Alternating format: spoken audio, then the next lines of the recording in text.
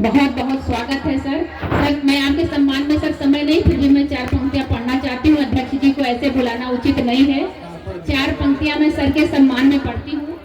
जो प्रोफेसर अनूप जी की पंक्तियां हैं ये कि अदब से उठाना जरा उन दियों को, अदब से उठाना जरा उन दियों को, अमावस में जो तीरगी से लड़े हैं, झुके हैं फलों से लदे ये शजर जो, यकीनन ये हमसे बहुत ही बड़े हैं, यकीनन ये हमसे बहुत ही बड़े हैं।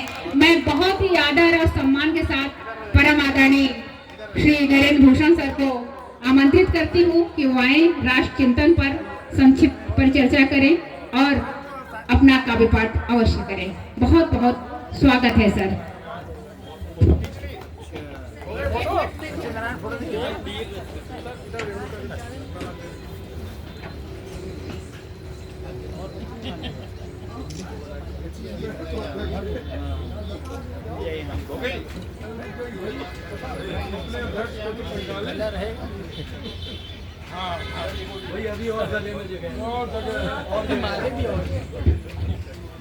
माला माल कर दिया सर को। नहीं, अब तो अध्यक्ष जी मालामाल हो गए पूरे। तालियां बजनी चाहिए भाई।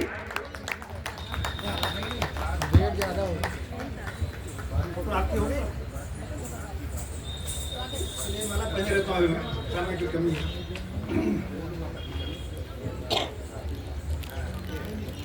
अंतर्राष्ट्रीय करुणा साहित्यिक संस्थान के इस कार्यक्रम के में उपस्थित आप सबका अभिनंदन करता हूँ। समय की कमी बताई गई है। रागिनी श्रीवास्तव जी आ जाएंगी, आ गई आप ना। और दुश्मनी पुरानी है इनसे, रागिनी जी से हमारी। रागिनी नाम है ना, परसों भी आ गई थी, आज भी आ गई। माला पहना थोड़ा फुसलाइए इनको, 5 मिनट टाइम देंगे। चलिए बहुत बहुत आभार आपका। रागिनी जी ने माला को बहुत असर हुआ, माला में दुगना टाइम मिल गया तुरंत। चलिए 5 मिनट और बढ़े।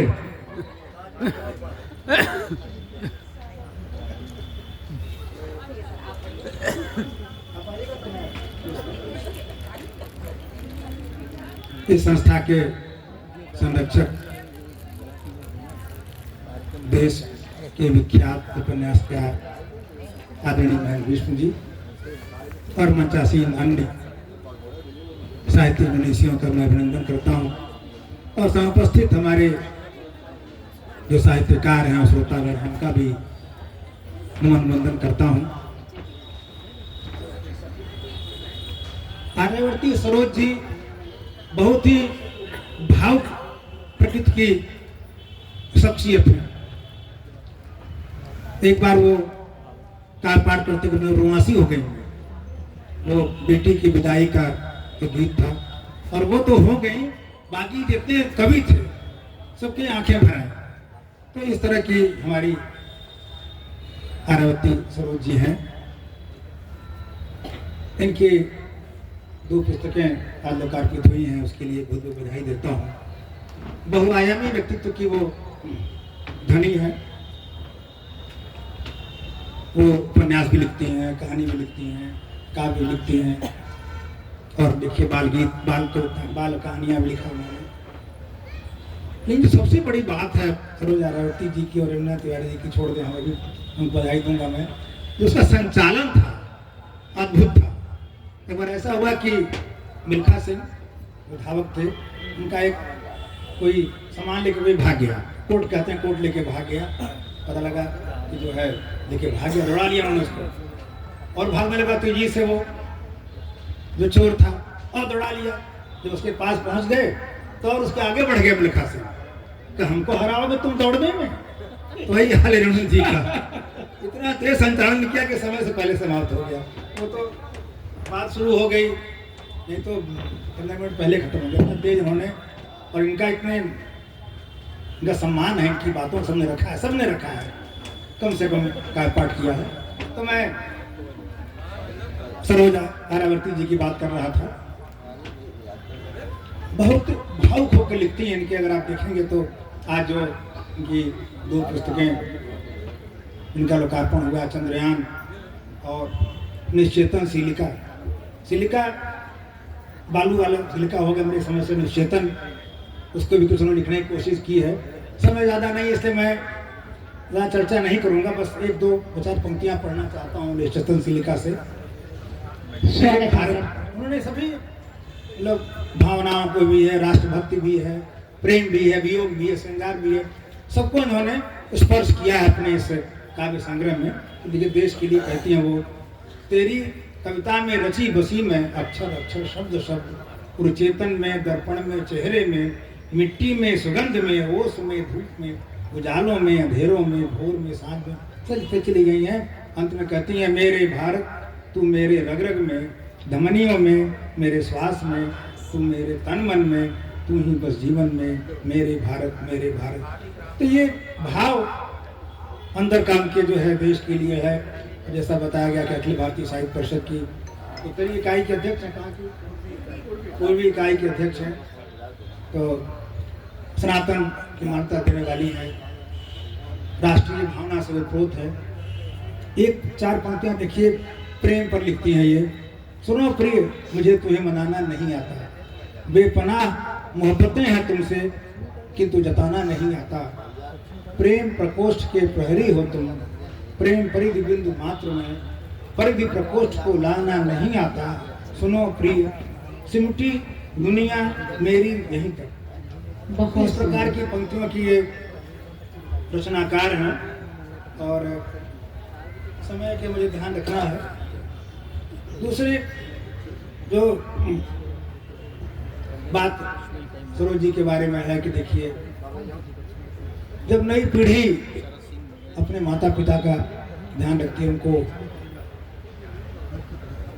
उनको बार बार अपने दैनिक जीवन में लाने का प्रयास करती है, इस तरह से कार्यक्रम करके। देखिए अभी हैं वो, अभी इनकी माता जी अभी हैं 85 वर्ष की, बताया विष्णु, उनको भी वो अपने साथ जोड़े रख रही हैं ऐसे कार्यक्रमों करके। वो गांव में रहती हैं लेकिन उनको अपने साथ रखती हैं ऐसे कार्यक्रमों करके। तो बहुत बहुत मैं बधाई देता हूँ आर्यावर्ती जी को। और नाम भी उन्होंने बड़ा रखा है अलग तरीके का, आर्यावर्ती, सरोज, आर्या।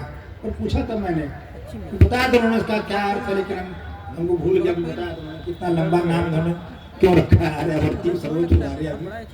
तो उनको मैं बधाई देता हूँ। और उनका जो उपन्यास है, जैसे बताया कृष्ण जी ने, छोटी मालकिन, मैंने पढ़ा नहीं है लेकिन जो प्रशंसा कर रहे हैं कि उसमें समेटा गया है इतने कथानक को, तो निश्चित रूप से अच्छी पुस्तक होगी। और इनकी एक, इनका जो कहानी है बूढ़ी अम्मा, वो 8वीं के कोर्स में प्रिस्क्राइब है। कक्षा 8 की पुस्तकों में वो बूढ़ी अम्मा कहानी प्रिस्क्राइब है और कई देशों में उसका लोकार्पण हुआ है, वहाँ भी वो, वहाँ तक वो कहानी पहुँची है।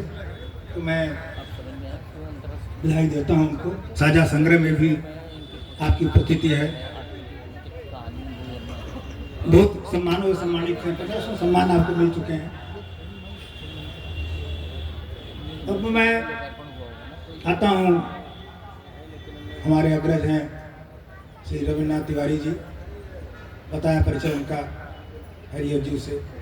तो तेवर उनको मिला है, तेवर जैसे रहता है राष्ट्र भक्त का तेवर है, तो जब तेवर में आता आदमी तो फिर अतिरेक होना बड़ा स्वाभाविक है। वो कोई सोच के नहीं कहता कि मैं ये कह रहा हूँ, जब अतिरेक आता है, फिर जब भावनाएं उमड़ती हैं, ज्वार उमड़ता है, तो फिर वो उसको दिखाई नहीं पड़ता, फिर वो शब्द का अतिरेक बड़ा स्वभावगत रूप से हो जाता है। तो बहरहाल तिवारी जी बड़े अच्छे समर्थनाकार हैं और हिंदी साहित्य संस्थान से भी पुरस्कृत हैं। की पुस्तक, ये चौथी पुस्तक इनकी है, ये राष्ट्र चिंतन।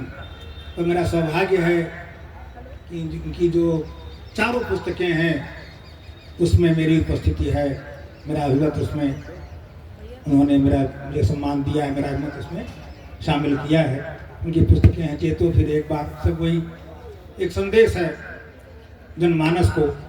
चेतो फिर एक बार, शौर्य वंदन महाराणा प्रताप के बारे में जिसमें पुरस्कार मिला उनको हिंदी संस्थान से।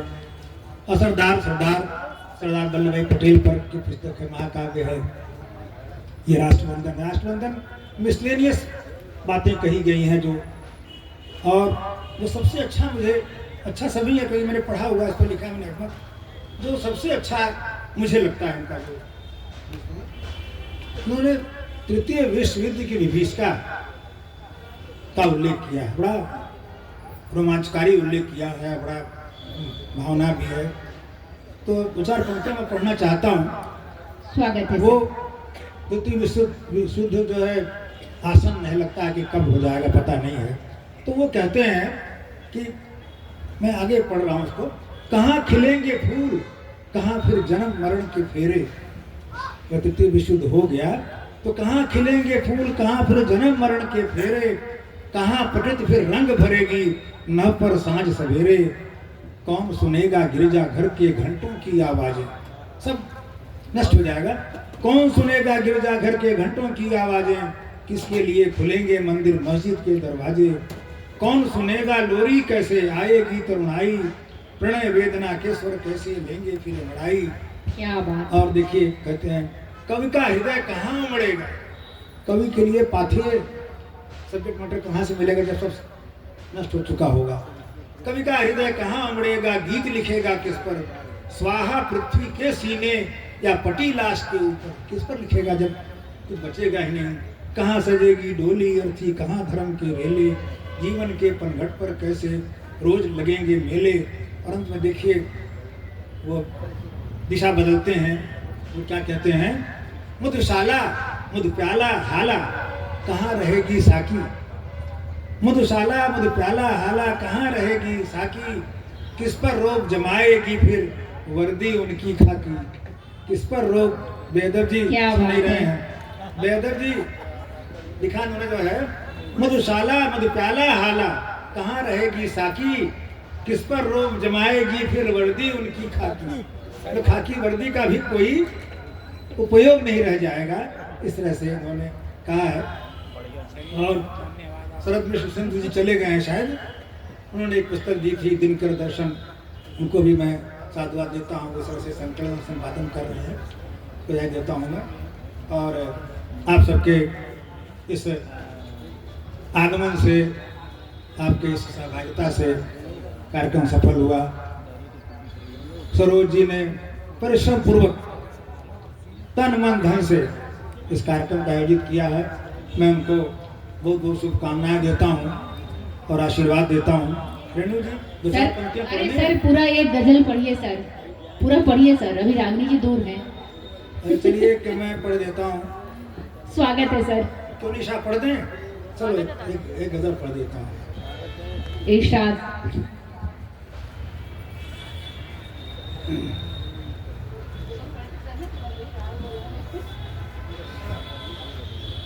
देखिएगा।